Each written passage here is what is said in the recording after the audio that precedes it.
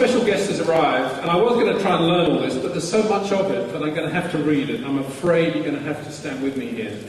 But he has started 291 Grand Prix. He's won 11 Grand Prix. He's had 68 podium finishes. He's scored 131 points, 14 pole positions, 17 faster flaps.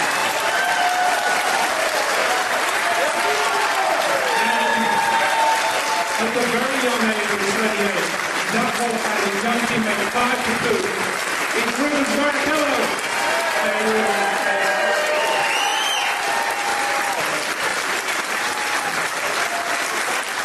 Thank you. Brilliant. Can I have one?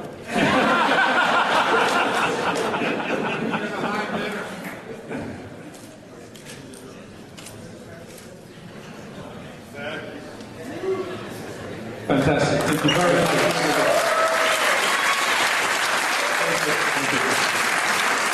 It's difficult to quantify how much value that has just added to that picture. Sit down, Rubens, and relax. And first of all, thank you very much for joining us. 350 people here, and they say that Formula One's not popular in North America. Yeah, it's first of all, I just want to say how glad I am to be back in Montreal. It's been such a long time, because 1 year, it's a lot. Last year, it was sad just to move on from race to race and not come here, because this is actually a different race, not just because the city is nice and because I see a lot of people smiling and everything, but it's a good travel. It's coming to Canada, it breaks away from that tense European GPs one after the other. So this is a good week for us, and then you can see, if you ask all of us, we come in earlier. Obviously, some of the people have the problem with the jet lag. I mean, from Brazil I came in, it's just 1 hour difference, and this is okay. But I was here on Tuesday, which is just nice. And plus, I love the racing circuit. I think it's a difficult one to set up, because you need to have a car that goes fast on the straight, but you need to have the capacity to stop the car well before the corners, before the attacking of the corners.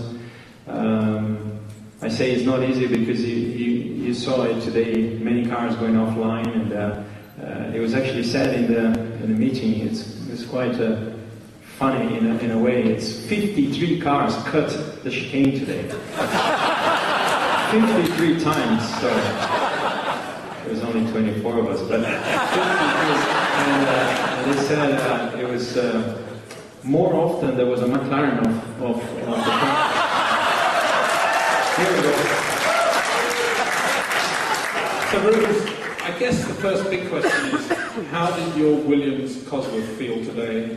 Where are we at for this weekend in terms of what we can expect from you? On a circuit and on a weekend, typically where the conditions are variable, things happen. It's sort of quite Rubens Barrachellish, if you see what I mean. It's a sort of race weekend where you can grab it and do something with it. Yeah, I think every weekend you got to be really positive the way you go. I mean, people 2 years ago we've talked about it, and you see people say how you keep the motivation up when you have a Honda car, for example. And if one day I wake up thinking that I cannot be on the podium or I cannot win, is the day that I should do something else, because we got to believe and be thankful every morning from what we have and what we want to achieve. So, I've been reading books about people that are very successful, and this Brazilian guy, Cielo, who is a swimmer and beat all the records, he put the record that he wants to beat on the top of his bed,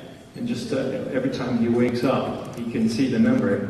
And I think this is a good example, because we really got to think that we are capable of doing something else.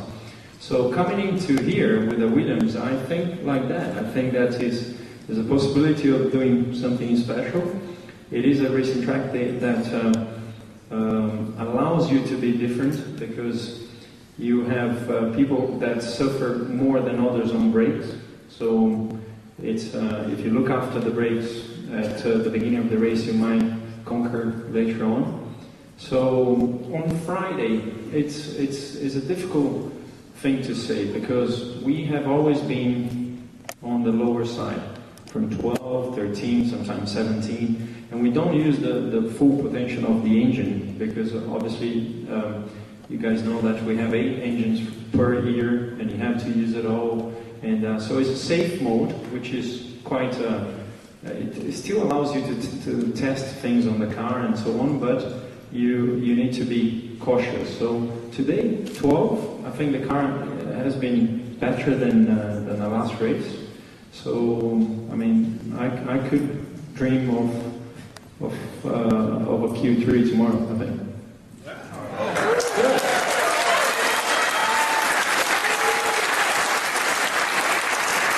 There's a lot of catching up to do because we didn't race in Canada last year, as we know. But can you capture for us just to touch on the point you made about Honda and never thinking that it can't change? Can you describe the emotions of getting that Honda drive over the winter of 08-09 and then driving a car that was the other end of the spectrum from the previous year's car? You suddenly had a winning car and your life was perfect again. Yeah, well, life has always been perfect in a way. And honestly, I think, I've people remember me from a long time ago. I told Patrick Hand today, he remembers something about 93 and I gave him a yellow car. I said, if you remember 2 months ago, this is the yellow car. But I started racing Formula 1 in 93. I was only 20 at the time, and being a Brazilian, you are, you're Latin, and sometimes I suffer from the family not being around, and you just don't know how to cook, and sometimes you need to pay the bill, you miss your dad, and all those stuff, and so it's been a suffering and learning curve, and obviously I became very European in the way that I had to be freezed. I had to have my thoughts where they belong. You have to be focused. You need to focus on the car and so on. But that period, on the after the 2008 season,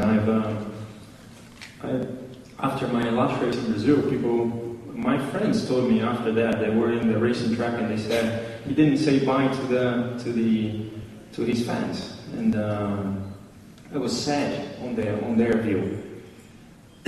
Sorry, but I don't know, something told me that it wasn't the last time, so I couldn't afford to say bye. It was something that it was missing, and I just had that feeling, but it went a lot. It went on. I called like Rose Brown every week, and he said, I cannot tell you anything else. You just need to keep fit.